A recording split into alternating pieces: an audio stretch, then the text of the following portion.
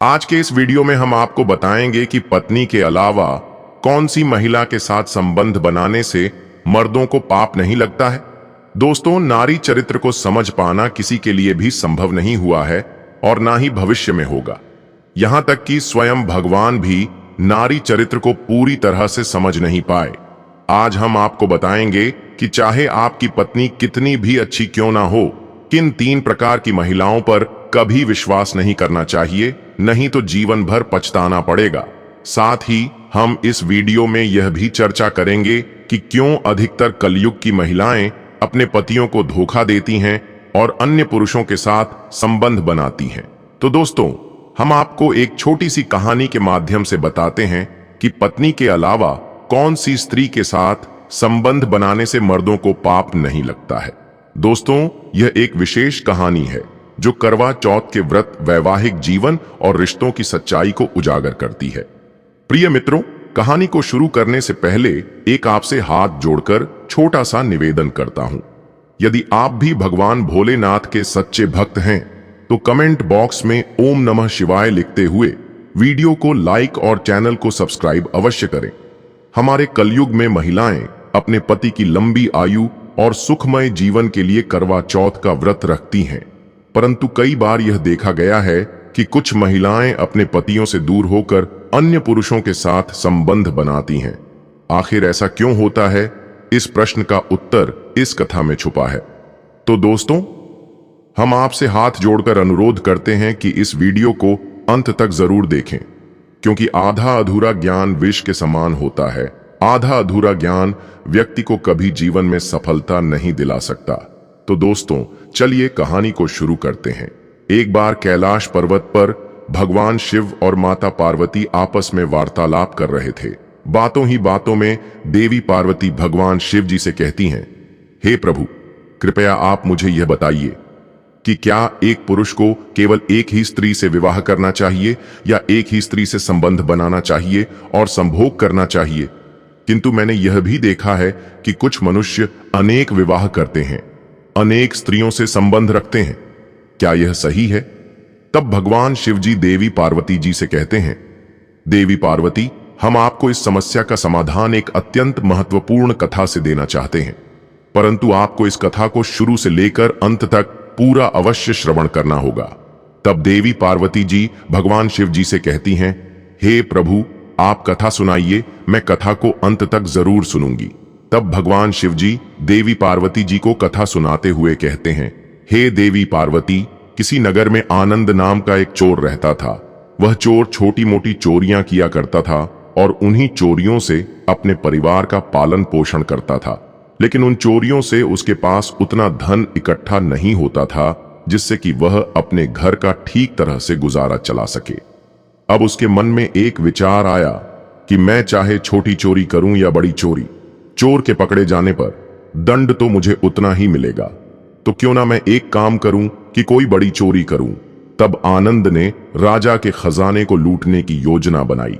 जब उस चोर ने सब कुछ सोच समझ लिया और योजना बना ली, तब रात होने पर आनंद किसी तरह छुपते छुपाते राजमहल में प्रवेश कर गया और जहां राजा का खजाना रखा था वहां पर पहुंच गया।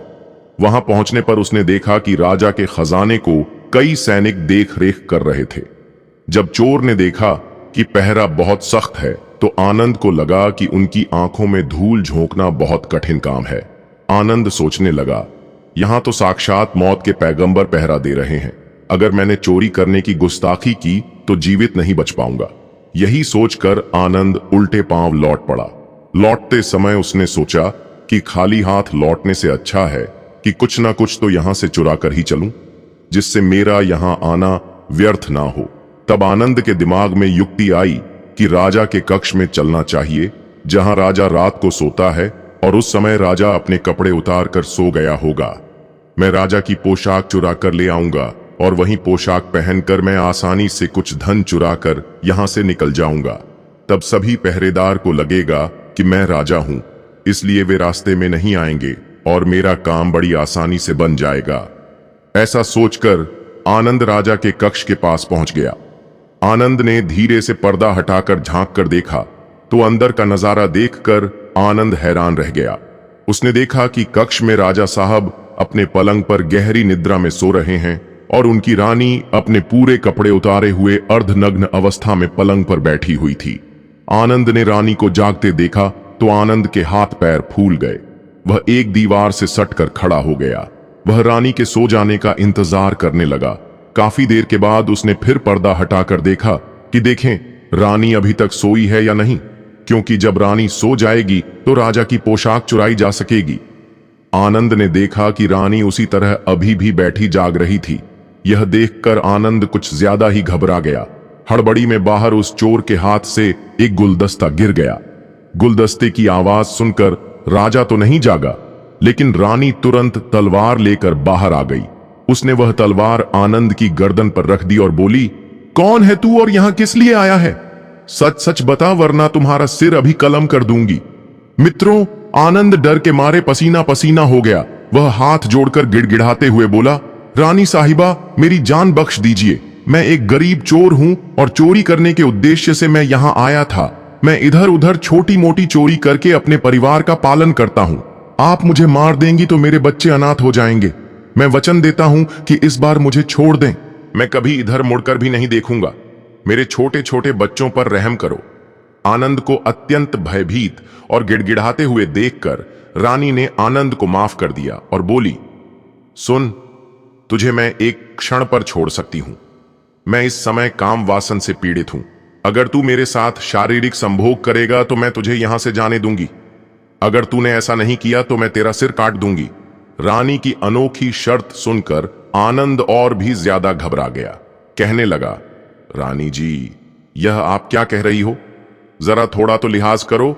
मैं एक चोर हूं और आप इतने बड़े राज्य की महारानी हो। हमारा मिलन कैसे हो सकता है? मेरी क्या औकात जो मैं तुम्हारे साथ ऐसा करूं? मेरे लिए तो यह सोचना भी गुनाह है। रानी बोली, मैं कुछ नहीं सुनना चाहती। अगर तुझे अपनी जान प्यारी है तो मैंने जैसा कहा है वैसा कर, वरना मरने के लिए तैयार हो जा। दोस्तों, रानी का ऐसा प्रस्ताव सुनकर आनंद की जान हलक में अटक गई। वह सोचने लगा, आज मैं बहुत बड़ी मुसीबत में फंस गया हूं। यदि मैं रानी की बात नहीं मानता हूं तो भी मारा जाऊंगा, और मानता हूं तो भी मारा जाऊंगा। आज तो मेरा मरना पक्का है। आनंद बहुत बड़ी दुविधा में पड़ गया था। उसने सोचा, अब मैं क्या करूं? आखिरकार उसने रानी के साथ संभोग करने की बात स्वीकार कर ली और बोला, रानी साहिबा, मुझे 2 मिनट की मोहलत दे दो। मुझे बहुत जोर की पेशाब लगी है। पहले मुझे पेशाब करने दो, उसके बाद में आप जैसा कहोगी मैं वैसा करने को तैयार हूं। रानी ने तुरंत इशारे से पेशाब करने को बता दिया। चोर चला गया और रानी वहीं खड़ी होकर उसके लौटने की प्रतीक्षा करने लगी। आनंद ने रानी की नजर से बचकर वहां से भाग निकला। भागते भागते जब वह द्वार पर पहुंचा तो द्वार पर जो चौकीदार खड़ा था उसने उस चोर को पकड़ लिया। पहरेदार ने भी उस चोर से बड़े सख्त लहजे में पूछताछ की। उस आनंद चोर ने पहरेदार को सारी बात सच सच बता दी कि मैं एक चोर हूं और यहां पर चोरी करने आया था। रानी ने मुझे पकड़ लिया और रानी ने मुझे छोड़ने के बदले में एक शर्त रखी है कि वह मुझे तभी छोड़ेगी जब मैं उसके साथ शारीरिक संभोग करूंगा। इसीलिए मैं पेशाब का बहाना बनाकर वहां से भाग आया हूं। जब पहरेदार ने चोर की बातें सुनी तब आनंद उसी तरह गिड़गिड़ाकर पहरेदार से भी छोड़ देने का आग्रह करने लगा। पहरेदार बोला, देख भाई, हम तुझे एक शर्त पर जाने दे सकते हैं, और मेरी शर्त यह है कि तुम्हें फिर से रानी के पास लौट कर जाना होगा और रानी से कहना होगा कि मैं तुम्हारे साथ शारीरिक संभोग करने के लिए तैयार हूं, किंतु उससे पहले तुम्हें अपने हाथ से राजा को मारना होगा। उसके बाद हम तुम्हें जाने देंगे। पहरेदार की यह शर्त आनंद को और भी ज्यादा कठिन लगी। आनंद ने सोचा, अगर पहले ही मैं रानी के साथ संभोग कर लेता तो वैसे तो प्राण बच भी सकते थे, परंतु अब नहीं बचेंगे। अगर रानी से मैंने यह बात कही तो वह मेरा सिर काट देगी। अब तो आनंद को चारों तरफ मौत ही मौत दिखाई दे रही थी। वह चाहे इधर जाए या उधर, उसे तो मरना ही मरना है। अब आनंद विवश हो गया तो मजबूर होकर आनंद पीछे को लौट गया और रानी के पास जाकर बोला, रानी साहिबा, हम तुम्हारे साथ शारीरिक संभोग तो करेंगे, लेकिन मुझे एक बात का डर है। अगर उस समय राजा साहब जाग गए तो ना आप बचोगी ना ही मैं बचूंगा। राजा साहब हम दोनों को मार डालेंगे, इसलिए मेरे साथ संभोग बनाने से पहले तुम्हें एक काम करना होगा। तुम अपने हाथों से ही राजा का सिर काट दो, फिर हम निर्भय हो जाएंगे और सुखपूर्वक संभोग कर सकेंगे। अगर तुम इतना काम कर सको तब तो मुझे तुम्हारी शर्त मंजूर है, वरना मैं तुम्हारे हाथों से मरना उचित समझूंगा। आप मुझे मार दीजिए। रानी काम वासना में वशीभूत थी। रानी आनंद से कहने लगी, ठहरो, यह कितनी बड़ी बात है। मैं अभी राजा साहब को मौत के घाट उतार देती हूं। इतना कहकर रानी ने दोनों हाथों से तलवार पकड़ी और सोते हुए अपने पति की गर्दन को काट दिया। कहते हैं ना, जिनका मन काम वासना के वशीभूत होता है वे उस समय अंधे हो जाते हैं। वे उस समय अपने सबसे प्रिय मनुष्य की मृत्यु भी कर सकते हैं, कुल का विनाश भी देख सकते हैं, खुद को बंधन में भी डाल सकते हैं। उस समय वह काम वासना में अंधे होते हैं। दोस्तों, रानी ने जब अपने हाथों से अपने ही पति को मार डाला तो राजा के रक्त से पूरा कक्ष लाल हो गया। राजा के रक्त से रानी भी भीग गई थी। इतना भयंकर मंजर देखकर रानी कुछ देर के लिए बेहोश हो गई। उसी समय आनंद को मौका मिल गया। वह वहां से तुरंत ही भाग निकला। इधर सुबह राजमहल में हंगामा हो गया कि किसी ने राजा को मार डाला है, मगर राजा को मारने वाले का कोई पता नहीं चल पा रहा था। सब लोग बड़े आश्चर्य में थे कि सोते हुए राजा को कौन मार गया। इधर रानी भी दहाड़ मार मार कर रो रही थी। इस रहस्य को पूरे राजमहल में केवल एक पहरेदार ही जानता था कि रानी और उस चोर में से किसी एक ने ही राजा को मारा है, परंतु उसने इस बात की चर्चा किसी से भी नहीं की। इधर राजा की अंतिम संस्कार की क्रिया की तैयारी पूरी हो चुकी थी। उधर रानी ने घोषणा की कि वह अपने राजा के साथ सती होना चाहती है। यह जानकर रानी पर किसी ने और भी संदेह नहीं किया कि रानी अगर ऐसा करती तो वह राजा के साथ सती क्यों होती। रानी श्रृंगार करके राजा के साथ चिता पर जाकर बैठ गई। राज्य के सभी अधिकारी राजा की चिता पर एक एक करके लकड़ी रखते जाते थे और उन्हें नमन करके पीछे लौट जाते थे। इस प्रकार से सबसे बाद में उस पहरेदार का नंबर आया। वह पहरेदार भी राजा की चिता पर लकड़ी रखने गया। वह तो इस रहस्य को जानता था। उसने धीरे से रानी से कहा, महारानी, आप तो सती हो जाओगी, इतना तो बता ही दो कि राजा को आपने मारा था या उस आनंद चोर ने पड़ी। वह समझ गई कि इसका मतलब इस भेद को यह पहरेदार भी जानता है। रानी बोली, सुन राजा को, ना तो मैंने मारा है ना उस चोर ने। अगर तुझे यह जानना है कि राजा को किसने मारा है तो तू यहां से चला जा और मैं जो स्थान बताती हूं वहां पर जा। तब रानी आगे बोली, नगर से बाहर पश्चिम दिशा में जंगल के अंदर कुटिया बनाकर एक वृद्ध साध्वी रहती है। वह तुझे इस रहस्य को जरूर बता देगी। पहरेदार को यह रहस्य जानना था, इसलिए वह अगली सुबह ही रानी के बताए गए रास्ते के अनुसार ही जंगल में चला गया। जंगल में पहुंचने पर उसे एक कुटिया दिखाई दी। जब उसने उस कुटिया को देखा तो उस कुटिया के पास एक साध्वी खड़ी थी। पहरेदार ने जाकर उन साध्वी मां के पैर पकड़ लिए और बोला, मां जी, मैं एक रहस्य जानने आया हूं कि राजा की हत्या किसने की। वह साध्वी कहती है, बेटा, अगर तुझे यह रहस्य जानना है तो तुझे एक काम करना होगा। मेरी कुटिया के बाहर एक भेड़ बंधी हुई है, तू अपनी तलवार से उसका सिर काट दे। सिर कटते ही भेड़ का धड़ वहीं गिर जाएगा और वह सिर हवा में उड़ने लगेगा। तू उस भेड़ के सिर का पीछा करते हुए जाना। वह भेड़ का सिर तुझे जहां भी ले जाए, वहां पहुंचकर तुझे तेरे सवाल का जवाब मिल जाएगा कि राजा को किसने मारा है। अब तो पहरेदार ने वैसा ही किया। कुटिया के बाहर एक भेड़ बंधी हुई थी। पहरेदार ने अपनी तलवार से उस भेड़ का सिर काट दिया। सिर कटते ही वह सिर हवा में उड़ने लगा। वह सिर उड़ता हुआ उस पहरेदार को एक भयंकर वन के बीच ले गया। उस वन में गुफा बनी हुई थी। उस गुफा के द्वार पर जाकर वह पहरेदार सोचने लगा कि इस जंगल में तो कोई मनुष्य भी नहीं दिखाई पड़ रहा है। यहां भला मुझे कौन राजा की मौत का रहस्य बताएगा। वह गुफा के द्वार पर खड़ा खड़ा यही सोच रहा था। वह गुफा एक बड़े ही भयानक राक्षस का था। वह राक्षस अपनी बेटी के साथ उसी गुफा में रहता था। रात हो चुकी थी।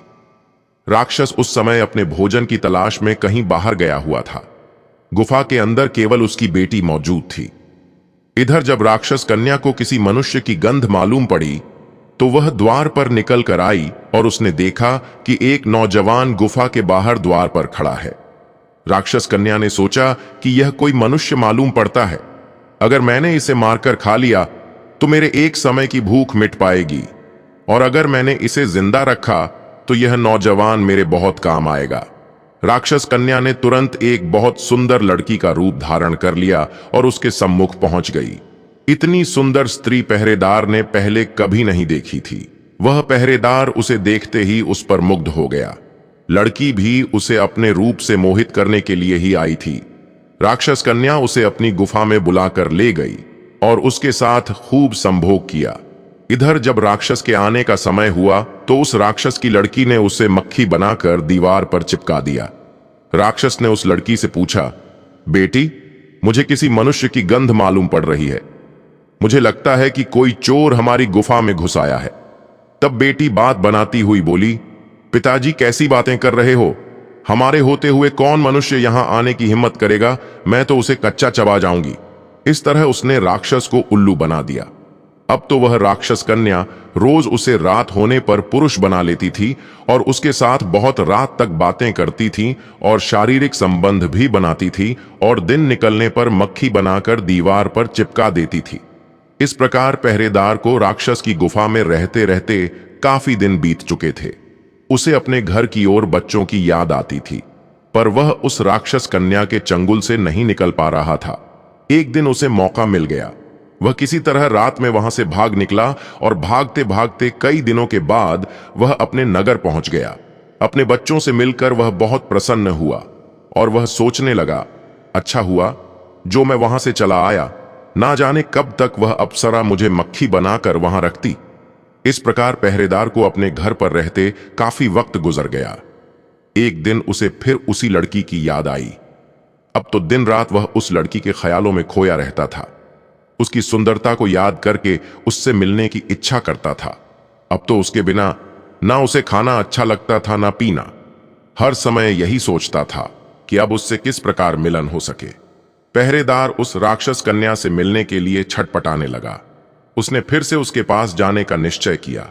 उसने सोचा, पिछली बार तो मुझे उस साध्वी ने पहुंचा दिया था। मैं रास्ते में वहां से भागकर आया हूं। मुझे रास्ते का भी ज्ञान नहीं है। क्यों ना एक बार फिर से मैं उन्हीं साध्वी की सहायता ले लूं। ऐसा सोचकर वह साध्वी मां के पास कुटिया पर पहुंचा और उनसे विनती करके बोला, हे मां, एक बार मुझे फिर से उसी स्थान पर भेज दो जहां आपने पहले भेजा था।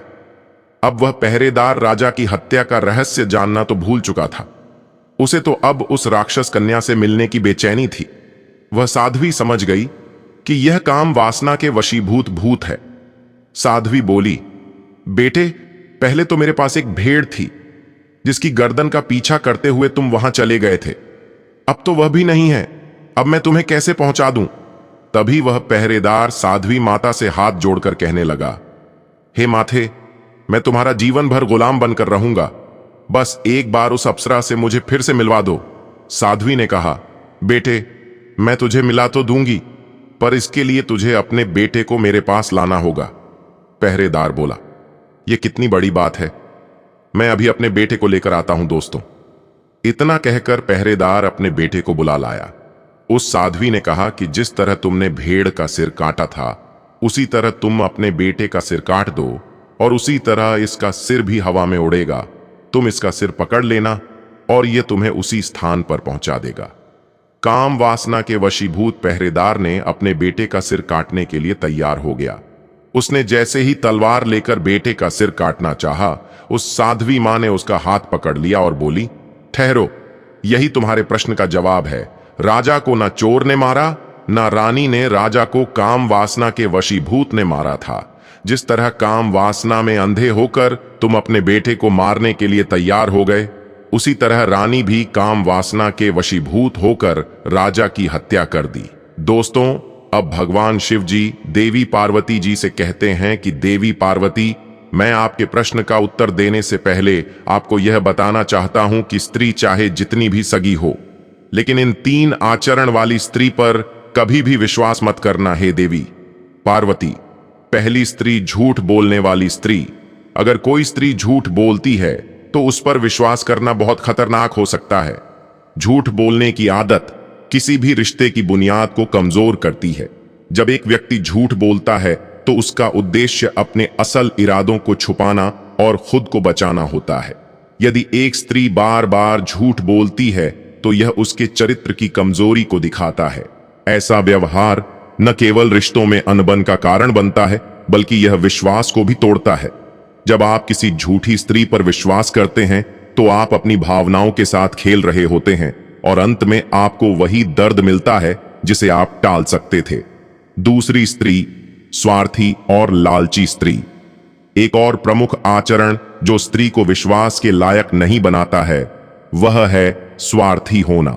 जब कोई स्त्री अपनी इच्छाएं और फायदे के लिए दूसरों का इस्तेमाल करती है और किसी अन्य व्यक्ति की भावनाओं का ख्याल नहीं रखती, तो वह अपने नियत को साफ नहीं रखती।